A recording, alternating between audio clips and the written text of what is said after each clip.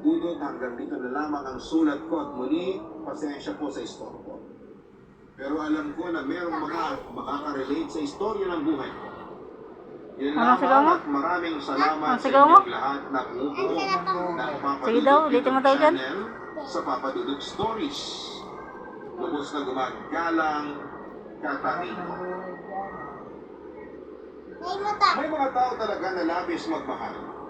Hindi yun masama, ngunit kapag ikaw ay nagmahal ng labis, siguraduhin mo na may sapat ka pa rin pagmamahal at respeto sa iyong sarili.